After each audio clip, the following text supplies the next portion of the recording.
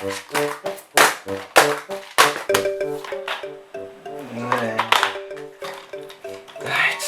too new. It's too well known. This is a DVD.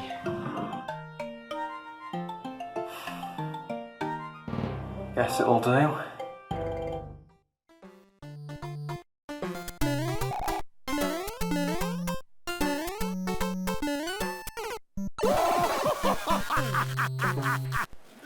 Come on. It's mad to think there's so many games out there, yet I always still end up coming back to the same company's systems. I guess I just trust that familiar gold bold seal of quality. I mean, have you ever played Bombad Racing? It's a travesty. I get a skin rash whenever I touch a Sony licensed product now. I guess I just wish there was a way I could experience something new, but still stick to a familiar cast of characters.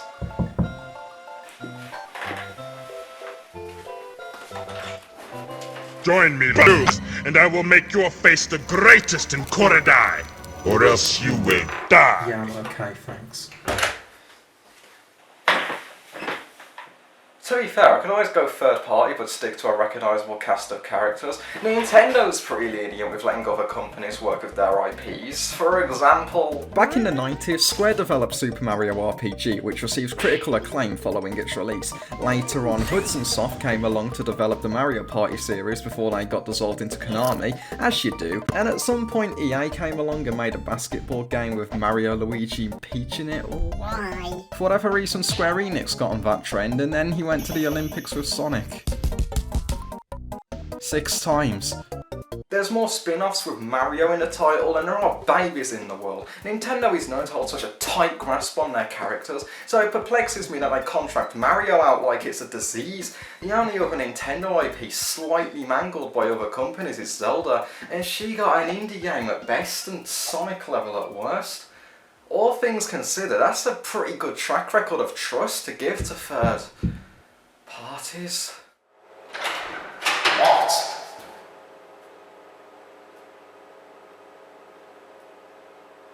Dear Festy Film Student, the Koopalings of I have sent you a gift, permanent warranty if it breaks. I dare you to play it if you can. Right, that checks out, but I thought I sent me a baking oven. During the late 20th century, Nintendo and Sega were having a bit of an argument over whose system was more popular among 10-year-olds. Sure, Sega had Sonic, who was fast, had a bit of an attitude, and 3 core games all on one system. But Nintendo had Reznor. Scared by a few sprites of a dinosaur, Sega developed the Sega CD system add-on and then released an interactive video game about watching teenage girls on it. Jesus Christ. Yeah, Reznor wasn't going to do anything against this, so quivering in their boots, Nintendo approached Sony of all companies and asked them to help develop a CD add-on for the Super Nintendo in the same vein as the Sega CD. This resulted in the Nintendo PlayStation, which never released. That explains the skin rash. Nintendo weren't happy with the small print in the contract about how profits would be shared between them and Sony, so Nintendo went to Sony's competitor Philips instead. Naturally, Sony cancelled all the arrangements they had for the Nintendo PlayStation because of this, which is weird because... Philips already had their own system called the CDI, or Compact Disc Interactive, and I hope whoever came up with that got several promotions. Alright, well, thanks for joining the business meeting with us, Philip, yet again. True. Now, as you know, we've been procrastinating on a name for this interactive disc system for a while. Management says it all got extended over time until somebody can figure it out, so do you have any ideas? How about the Compact Disc Interactive? It wasn't actually a dedicated game console, rather a general all-purpose media player, which included its own unique form of CD that several games got released on. This also means you could play the various games on a regular TV remote on one of many CDI systems. The Nintendo CD add-on never fell through, but Philips did get an exclusive licensing agreement from the contract. Essentially, they were allowed to create their own games using Nintendo's properties. From this, 1 Mario game released and 3 Zelda games. I'm guessing I have one of them here with me now, so...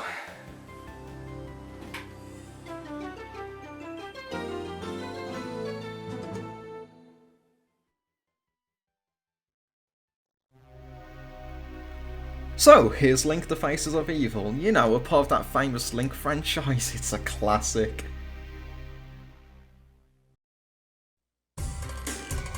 Alright, opening menu, and we've got a nice selection of options like Start Game and New Game. I think that's the same thing, Philip. Of course, these are complemented by End Game and Help. And don't get me wrong, I'd like a New Game, but I should probably give this one a chance first, so let's go with Start Game instead for now.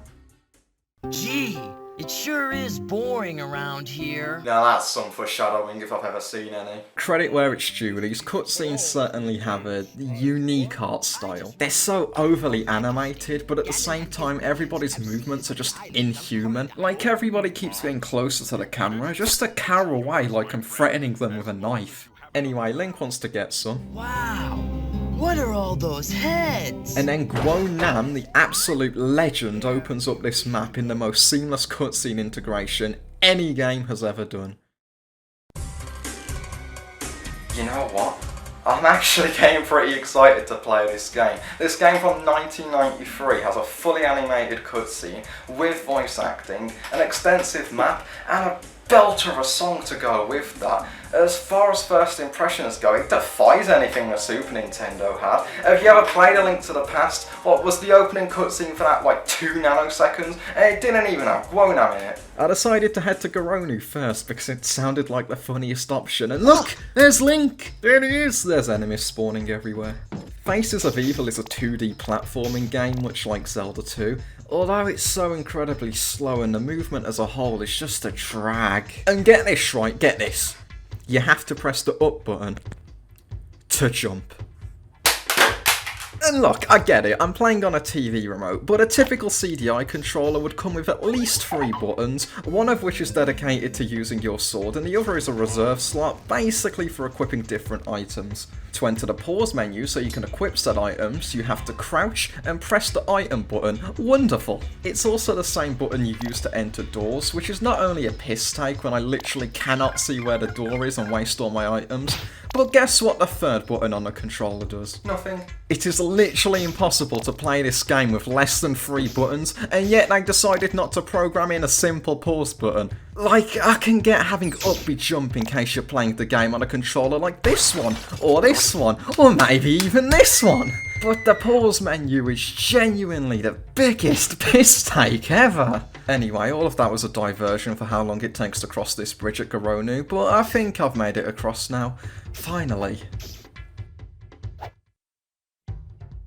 Alright, that's okay, we'll just cross again. At least it gives us an opportunity to farm rubies, because enemies literally don't stop spawning around here. Oh my god, where are they all coming from? Ha! We got you there, mate! There's also a malnourished Pokemon that is basically impossible to avoid, and likewise impossible to hit! Why? I tried to take it slowly, avoid collecting rubies, and manage each enemy one by one, but there's just too many spawning at once again! Haha, we got you again! Eventually though, with enough persistence, you can get to this inconspicuous rock, which I assume you need to break, but the sword does absolutely nothing to it, so I'm guessing I need to pick up bombs from somewhere. But look, I'll admit it, I'm completely lost. There is that old house back at the start of the map though. I assume there's got to be some way in here, otherwise it's a soft lock. It's Morshu! Lamp oil. Finally, I've met Morshu, the local merchant of Korodai. You know, he was something of a reborn legend in 2020, but anyways. I was able to buy some bombs off him and make my way back to the cave entrance, so finally I can actually progress and see what more this game has to offer me. Okay, right, so we've got these ghoulie geezers flying around, Gwonam is here for some reason, and there's a very apparent lack of literally anything. What, is the game bugged? Am I just not allowed to comprehend my position in basic 2D space? There's still consistent collision everywhere, so if the texture's just not loaded in, like, what am I meant to do? Lamp oil. So after a trek back to Morshu's Bazaar... I was right there. You saw that. That enemy just spawned right in front of me. How am I supposed to react to that? By the way, when you die in this game, you respawn back at the last door you went through, so guess where I am now? The cave. So after another trek back to Morshu's Bazaar, I picked up some lamp oil. Then I head back to the cave to use the lamp oil. And how do I? Look, I've clearly got it in my inventory. What do I have to do to use it? At this point, I've just completely given up. I've experienced like 3 screens in the game and I've gotten nowhere. I have absolutely no concerns about this restarting all of my process without saving. I'm going back to the menu and I am getting help. Hey! Wanna fight the forces of evil in Korodai? Check it out! It's easy! Is You it got now? this. Link talks us through the basic controls, which I already know, but he also shows off that the game has a beam sword, much like, you know, every other Zelda game. Plus, the game makes a big deal out of being able to do the duck waddle, which I'll admit is cool at the time, but it's really not a unique selling point anymore, Link, I'll be honest. I'm sorry, Link, but it's the 21st century now, times have changed. Yeah, so overall the help section was completely useless.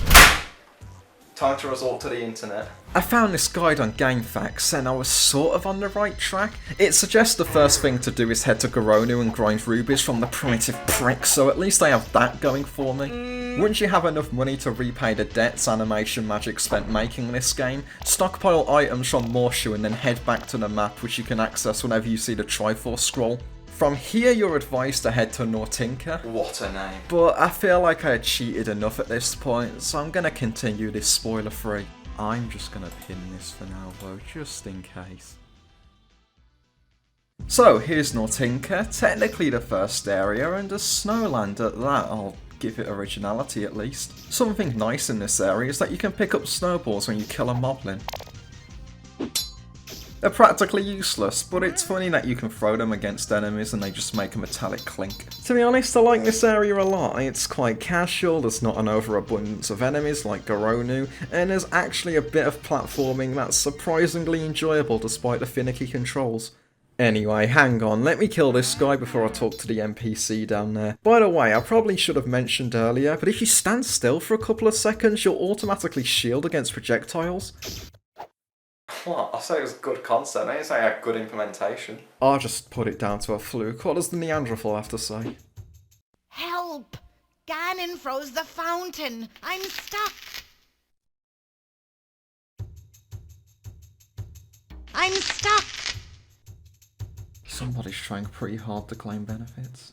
Holy Christ, what the hell is that thing? They're indestructible, but you need to get past them so you can progress.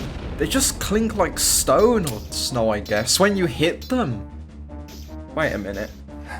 I forgot to grind rubies for Morshu. Alright, I've got bombs from Morshu now.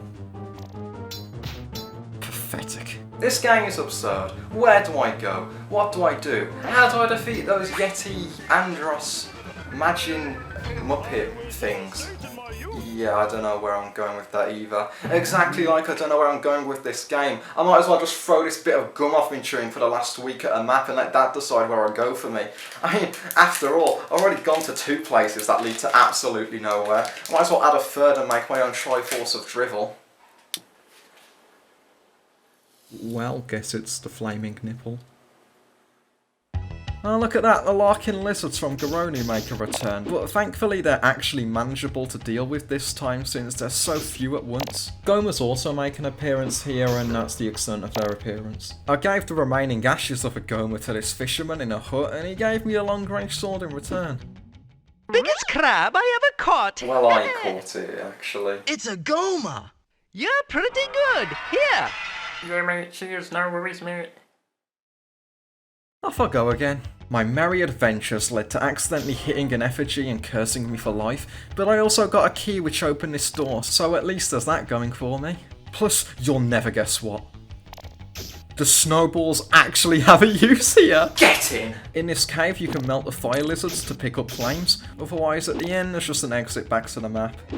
Or you can just die for the same result, it's easier. I also want to give you a reminder that this game is completely broken, don't forget that for a moment, okay? With fire in hand, I decided to see if it could be put back to use in Nortinka, and with the long-range sword in hand I carved the boomerang wolf an epitaph. The con artist downstairs will be next. Using the knowledge that some items can kill enemies, I doused the flames on the homunculus which cleared the path up the mountain. On the way up, Link kept taking damage from nothing. It turns out these tiny icicle droplets in the background can kill you. At the peak is the tower with some old Donny that I didn't listen to because I don't care anymore. Did open up a new area on the map though, and thus my adventures into Korodai continued. By the way, I only know I unlocked a new area because I lost all my save data and realised I couldn't get back to the lighthouse and just assumed I had to replay the entire game again. So to give the game a bit of credit, at least it did point me in the next direction I have to go. Once. After aimlessly visiting another 3 areas. And losing all my save data. Naturally I carried on to this new place, and I gotta say, the game is surprisingly easier with the beam sword. No, of course it isn't. Crouching suddenly actually works to avoid airborne atrocities now, and I actually enjoyed the level by level enemy rush during the lighthouse climb, which also ended up with finally grabbing a lamp to use the lamp oil with. It'll light your way. Thanks! Yeah, mate, cheers. Man sold me the lamp oil without the lamp. I mean, granted, I shouldn't expect to get a lamp with lamp oil, but it's the first area in the game. What else am I supposed to do? I was spat back onto the map next to a place called Firestone Lake, so I noted that down on my computer and planned to head over there next. But now in possession of a lamp, I had some unfinished business at Gwonam.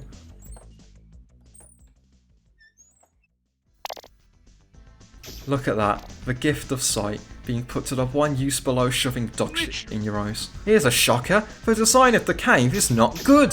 You need to jump onto this single drawer that looks like a background element to progress, and honestly I don't even care at this point. If anything, I want to applaud the level designers for somehow actually still finding innovations to ruin my day. On that note, a new enemy is introduced and their only purpose is to bait you down to fight them, because once you're down there, you're stuck. The door is blocked off by a background element. You betrayed me. And there is literally no way out of this pit. You're supposed to platform across the higher path, but why would you place enemies to defeat down here if you're only meant to die to them? Was a bottomless pit not adequate enough? Luckily there's a constant stream of rubble coming from the ceiling, so if you miss a single jump, just throw your head into that. The rubble's flow will end, and so too does your life. The only way the next room could continue with this downward spiral is if there was a giant neon sign telling me to hit it with my sword and win a free iPhone, just so I can complete another 3 areas to install one app on it, only for it to end up being ransomware. Everything about this game is bad, but Gwonam just highlights all of it within one area. Tight platforming, constant enemy spam, broken hitboxes and questionable collision. I mean, fair play to it. If anything, it does a great job at highlighting what Zelda is through its very own Triforce of drivel. The absurd amounts of power you need to survive the enemy onslaught on the bridge. The wisdom of navigating a directionless world just to get the lamp to light up one room of a cave. The courage to go on. At the top of the tower is the first boss Gwonam, and God let me tell you about the bosses in this game. There's 5 in total which are essential to completing the game. This doesn't include Ganon, but I'll get to that. Some bosses are pretty easy to defeat, just keep hitting them, hope you get lucky with projectile spam, and you'll soon overcome them. You can't kill me. No. No. No. What? I'd say 3 of the 5 bosses fall into this category, and there's no gimmicks to them. It's seriously just as easy as keep hitting them. Simples. Then there's category 2. I'm not going to elaborate on that. Game time between the bosses is just like an overly tedious goose chase to awkwardly platform through one area, get one super specific item, go to another area, use the item in one super specific spot to get closer to one boss, rinse and repeat. Once you've defeated every boss, you can see Gwonam's house and he congratulates you on finding his house just to tell you to fight Ganon. Hey, you know how earlier on Gwonam was seen in a dark cavern before the scrap with Gwonam? Well, it turns out he's in every area before a boss himself. He's just floating around ready to give Link advice. I don't get it. He's meant to be helping you, right? Like, I'll give him the benefit of the doubt and say he's training Link himself to take out Ganon. But at this point, you just assume Gwonam can knock Ganon out cold himself, don't you? Don't get me wrong, I'm sure Ganon would have a cracking team with him in the ring. But Gwonam is not only a sorcerer, but an Adonis. Right, I'm getting sidetracked. Ganon's lair against all odds is one of the easiest areas in the game. I only died once to a worm, so you can tell how much of a threat the final gauntlet is. Otherwise, this area takes elements from essentially every other part of the game, only after having played it for several hours and now having access to a surplus of items, it's not actually hard in the slightest. Yeah, whatever. Now, do you remember earlier when I disregarded the final boss as actually being a boss in this game? Are you ready to see why? The final room before the boss is a vertical climb against the weakest enemies in the game, building suspense to a beautiful climax. Everything about the moment is just too perfect to even put words to, so I figured it's only right if I show you this entire finale in its rawest, purest natural form. Join me, Link, and I will make your face the greatest in Koridai, or else you will die.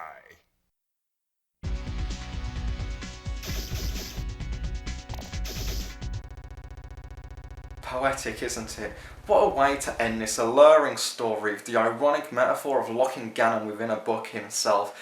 In fact, it's not the only thing that's even locked at the end of this story, because I soft-locked the game on the same frame I killed Ganon. This game is abhorrent. Link the Faces of Evil is genuinely one of the worst games I've ever played. It's got an amazing art style and brilliant music, but the programming makes this entire experience fall apart. It's beyond redeemable. I really did want to say I like it. There were genuine moments where I had fun and I didn't mind the controls, but the vast majority of the time where they didn't work, plus the complete lack of direction to where you have to go, I just can't bring myself in good faith to say positive things about it to you. I don't know what words to describe it with. I like sad. Let's go with sad. And there's so many small intricacies in the game I didn't even go into. There's so many items where every time you use one you lose rubies, but the game never tells you this, so enjoy grinding at Goronu. There's also a life counter. Again, the game never tells you this or shows it to you, so whenever you die there's a chance you might just get booted back to the map screen and have to start an area all over again. I've played through all of this game, and for what? I didn't even get a hug, pat on the back, congratulations. Well done, Bloops. Again.